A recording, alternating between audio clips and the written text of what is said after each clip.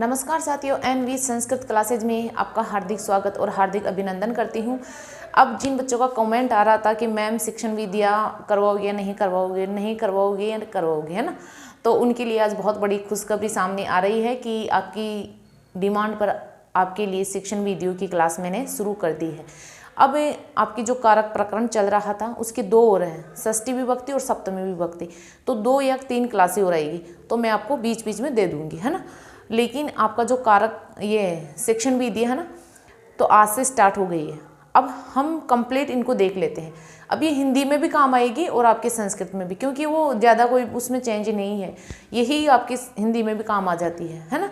तो आप हिंदी और संस्कृत दोनों के लिए आप पढ़ सकते हो। हम अब शिक्षण विधियों की 8 क्लास है, 10 है, 15 है ना, जितनी भी आएगी हम कंप्लीटली छोड़ेंगे नहीं, बीच में हम पूरा पढ़ेंगे, रेगुलर पढ़ेंगे।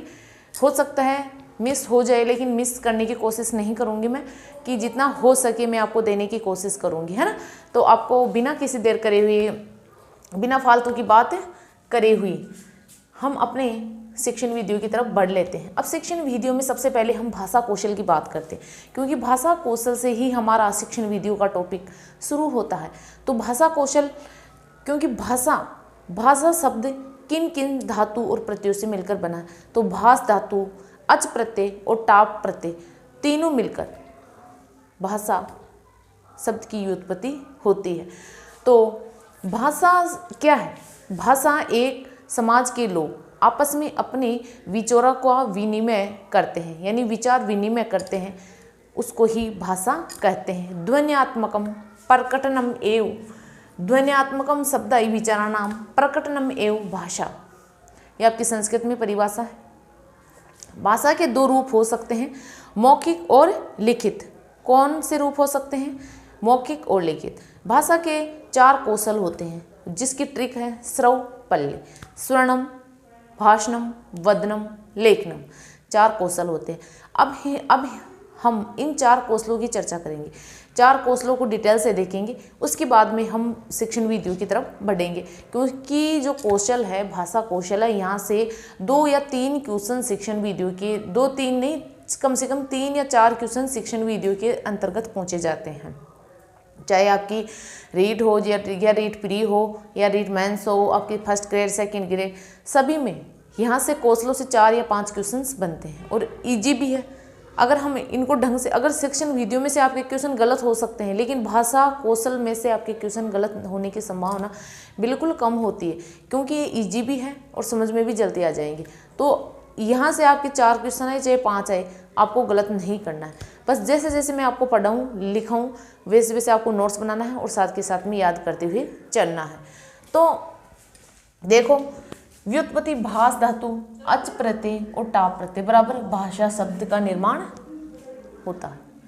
अब इसका अर्थ क्या है? अर्थ होता है भाषा प्रतीकों या संकेतों की एक ऐसी मान्य व्यवस्था है जिसके द्वारा एक समाज के लोग आपस में विचार विनिमय करते हैं।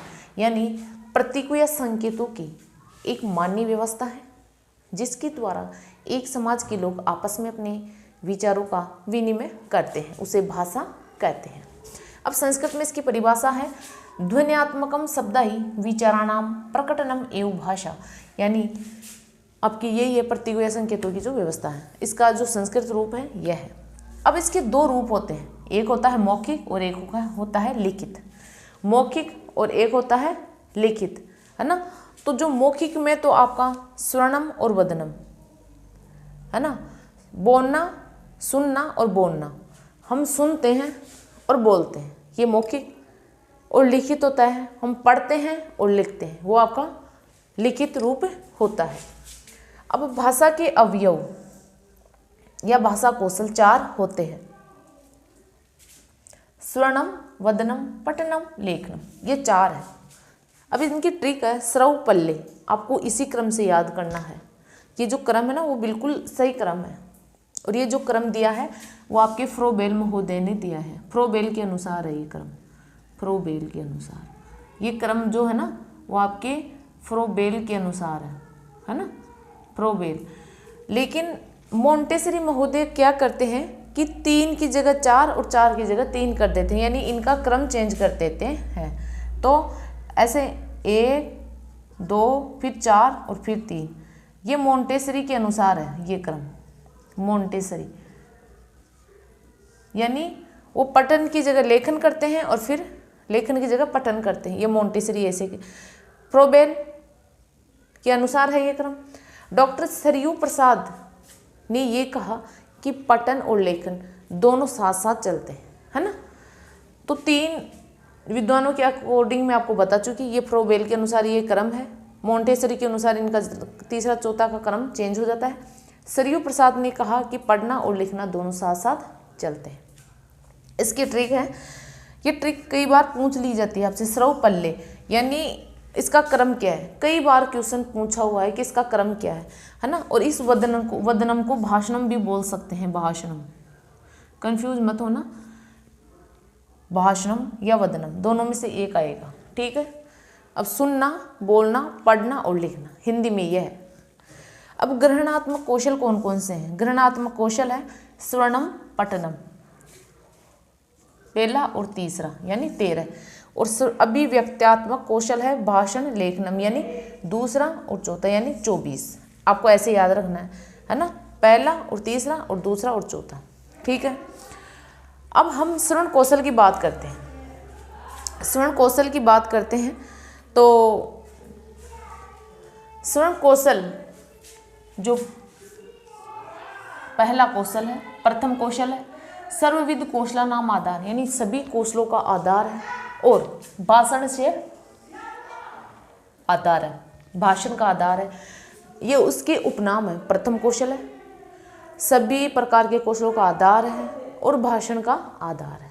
ये प्रथम कौशल के या श्रवण कौशल के उपनाम है, ठीक है। अब इसका अर्थ क्या होता है। अर्थ कई बार क्वेश्चन बना हुआ है, अर्थ क्या होता है। तो अर्थ ग्रहण पूर्वक श्रवणम यानी अर्थ ग्रहण करते हुए सुनना। हम किसी का भाषण सुन रहे हैं तो हम सुन रहे हैं तो उसका अर्थ हम अपने आप ग्रहण करेंगे। तो इसका अर्थ होता है अर्थ ग्रहण पूर्वक श्रवणम यानी अर्थ ग्रहण करते हुए किसी की बात को सुनना। फिर इसका उद्देश्य है, उद्देश्य क्या है, श्रुत्वा अर्थ ग्रहणम, यहाँ उद्देश्य ही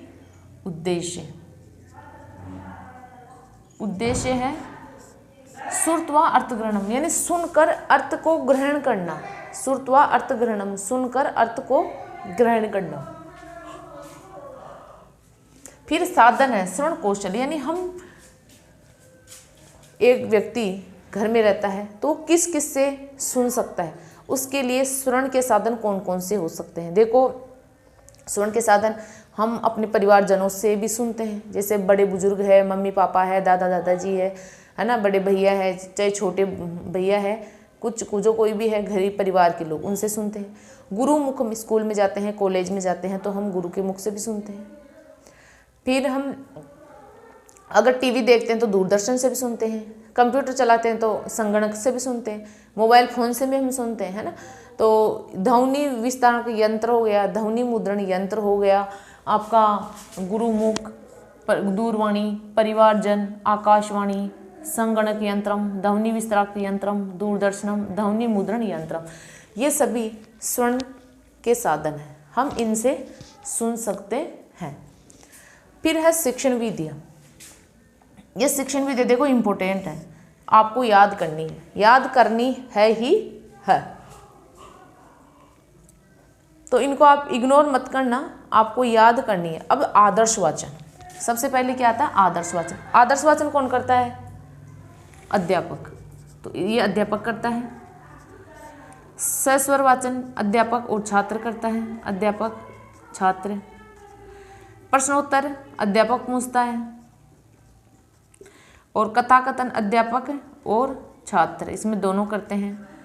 और आपका वाद विवाद ये आपस में छात्र डिस्कस करते हैं, छात्र ही, है ना। तो ये आदर्श वाचन, सस्वर वाचन, प्रश्नोत्तर विधि, कथाकथन विधि और वाद विवाद विधि, ये इसकी शिक्षण विधियाँ है। तो आपको साथ के साथ में याद करना है, समझना है ना, और इसका स्क्रीनशॉट ले लेना है।